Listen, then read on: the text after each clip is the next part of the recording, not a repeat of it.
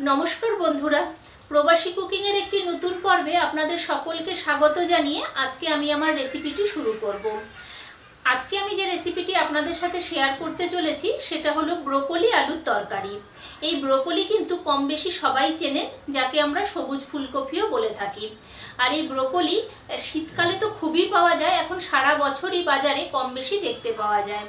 আর এই ব্রোকলিতে প্রচুর পরিমাণে পুষ্টিগুণ আছে। যাদের সুগার আছে বা হাই ব্লাড প্রেশার আছে তারা কিন্তু এটা খেতে পারেন, খুবই এটা উপকারী একটা সবজি। তো আজকে আমি যেভাবে রান্নাটা করছি আপনারা সেইভাবে ফলো করে বাড়িতে একবার ট্রাই করবেন, খেতে কিন্তু দুর্দান্ত লাগে। তো আমার এই রেসিপিগুলো যদি আপনাদের ভালো লেগে থাকে তাহলে অবশ্যই কিন্তু আমার চ্যানেলটাকে সবাই সাবস্ক্রাইব করে পাশে থাকা বেল আইকনটা টিপে দেবেন, যাতে আমার দেওয়া সমস্ত নোটিফিকেশন আপনাদের কাছে সবার আগে পৌঁছায়। তো চলুন আর দেরি না করে আমি রান্নাটা শুরু করে দিই। ব্রোকলির তরকারি করার জন্য এখানে আমি ব্রোকলি নিয়েছি, আর ব্রোকলিগুলোকে আমি ছোটোগুলোকে দুভাগ করে নিয়েছি, আর যেগুলো একটু বড় সেগুলোকে আমি চারফালি করে নিয়েছি। তো প্রথমেই এগুলোকে আমি খুব ভালো করে ভেজে নেব। তো ব্রোকলিটা ভাজার জন্য কড়াইতে সর্ষের তেল দিয়ে দিয়েছি, আর তেলটা একটু গরম হোক। তেলটা গরম হয়ে গেছে, তেলের মধ্যে এই কেটে রাখা ব্রোকলিগুলোকে দিয়ে দিচ্ছি।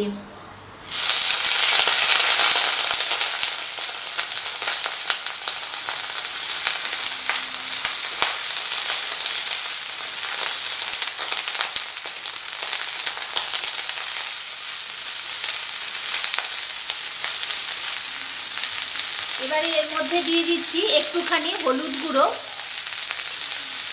আর অল্প একটু নুন। তো নুন হলুদ দিয়ে ব্রোকলিটাকে মিডিয়াম ফ্লেমে আস্তে আস্তে একটু ভেজে নেব।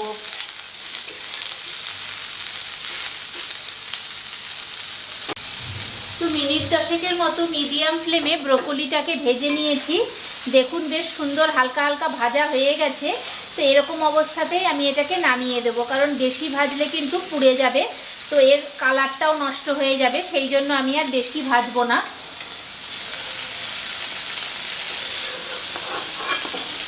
তো আবার আমি কড়াইতে দিয়ে দিয়েছি আর একটুখানি তেল, আর তেলের মধ্যে এবারে এই যে আলু আমি কেটে নিয়েছি ডুমো ডুমো করে, এই আলুটাকে ভেজে নেব।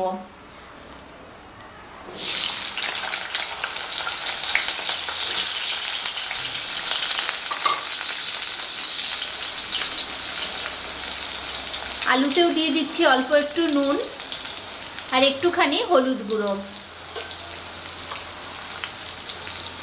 এই দুটো দিয়ে আলুটাকে একটু লাল লাল করে ভেজে নেব।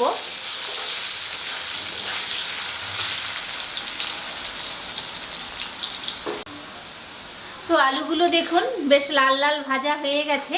তো এরকম অবস্থায় এবারে আমি আলুটাকেও তুলে নিচ্ছি।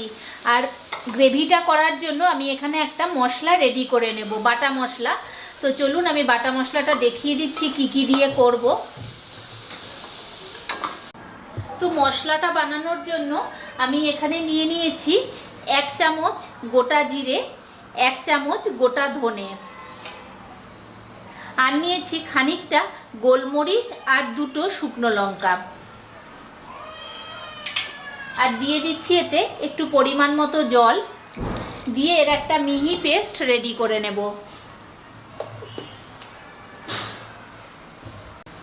তো পেস্টটা রেডি করে নিয়েছি, আর এখানে কড়াই বসিয়ে কড়াইয়ে তেল দিয়ে তেলটা কিন্তু গরম হয়ে গেছে। এবারে এর মধ্যে দিচ্ছি ফোড়নে গোটা জিরে আর একটা তেজপাতা। ফোড়নটা একটু ভেজে নেব।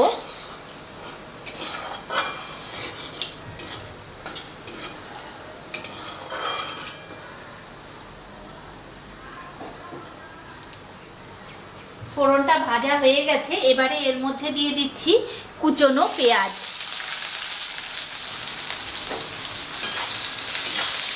পেঁয়াজটাকে একটু ভেজে নেব।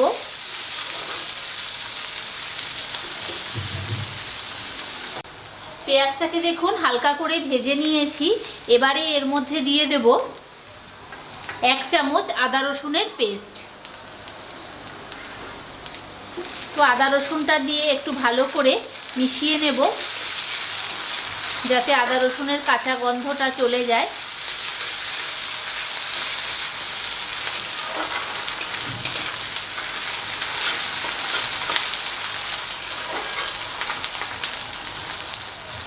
মিনিট খানেকের মতো আদা রসুনটা দিয়ে ভেজে নিয়েছি। আদা রসুনের কাঁচা গন্ধটা চলে গেছে। এবারে আমি এর মধ্যে দিয়ে দিচ্ছি একটা বড় সাইজের টমেটোকে আমি পেস্ট করে নিয়েছি, ওই টমেটো পেস্টটা দিয়ে দিচ্ছি।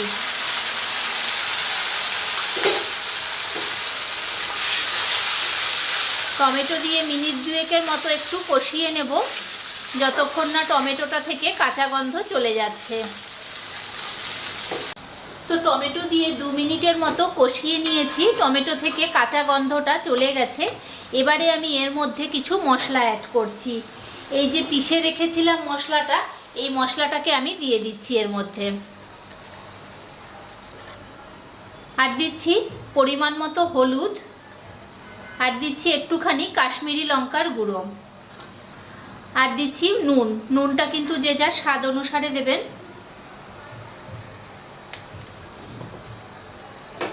তো সব কিছু দিয়ে মশলাটাকে ভালো করে কষিয়ে নেব, যতক্ষণ না মশলা থেকে তেল ছেড়ে যাচ্ছে।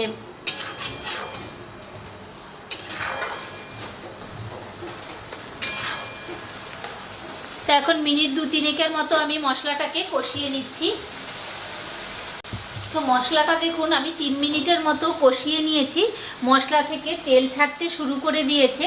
এবারে আমি দিচ্ছি এর মধ্যে 2 চামচ ফেটানো টক দই।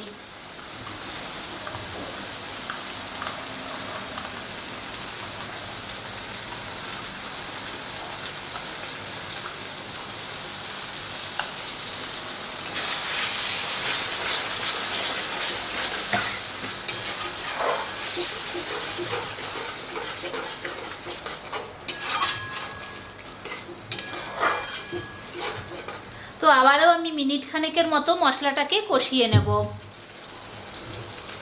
তো দইটা দেওয়ার পরে দেখুন আরও মিনিট খানেকের মতো আমি কষিয়ে নিয়েছি, আবারও কিন্তু তেল ছাড়তে শুরু করে দিয়েছে। তো এবারে আমি এর মধ্যে দিয়ে দিচ্ছি ভেজে রাখা ব্রোকলি আর ভেজে রাখা আলু। তো সব কিছু দিয়ে মশলার সাথে খুব ভালো করে কষিয়ে নিতে হবে।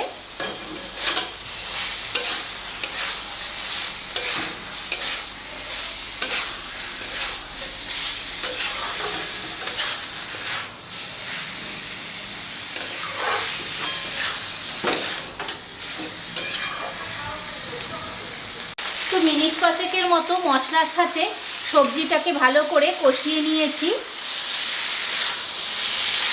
এবারে এর মধ্যে দিয়ে দিচ্ছি পরিমাণ মতো জল।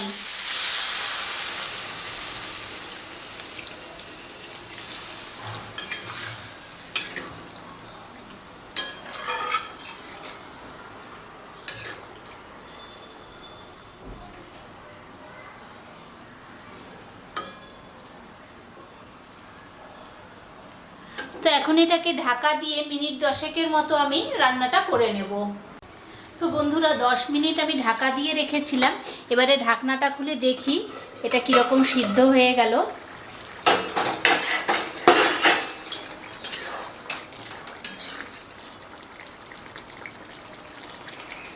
আলুও সিদ্ধ হয়ে গেছে আর এপাশে ব্রোকলিগুলোও সিদ্ধ হয়ে গেছে। তো আমি ঝোলটাকে আর একটুখানি শুকনো করব।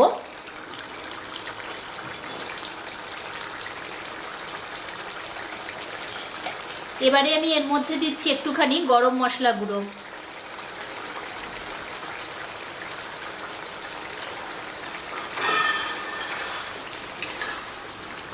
আপনারা ইচ্ছা হলে কিন্তু ধনেপাতাও দিতে পারেন, কিন্তু ব্রোকলিতে আমার ধনেপাতাটা ঠিক ভালো লাগে না, ওই জন্য আমি ধনেপাতাটা ইউজ করলাম না।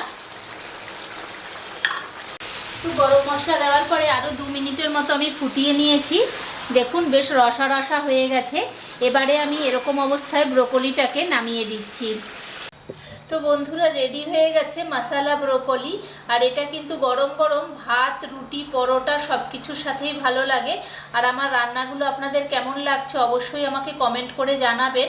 আর আমার চ্যানেলে যারা নতুন বন্ধু আছেন তাদেরকে রিকোয়েস্ট করব আমার চ্যানেলটাকে কিন্তু সাবস্ক্রাইব করে পাশে থাকা বেল আইকনটা টিপে দেবেন, যাতে আমার দেওয়া সমস্ত নোটিফিকেশান আপনাদের কাছে সবার আগে পৌঁছায়। তো আজকের মতো এই পর্যন্তই, দেখা হচ্ছে পরের দিন অন্য কোনো একটা নতুন রান্না নিয়ে। সবাই ভালো থাকবেন, সুস্থ থাকবেন।